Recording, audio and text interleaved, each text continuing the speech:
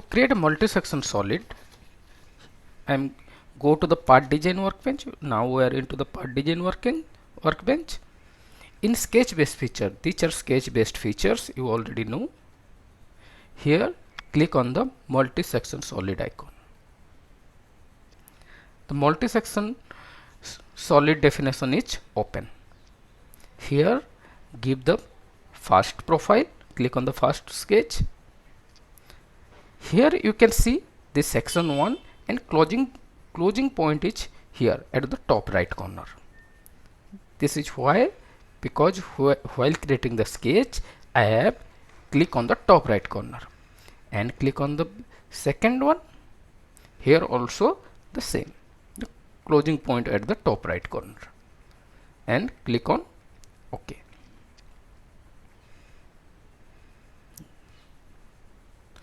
If you want to see the preview, click on the preview. Now you can see the preview and you can click on OK.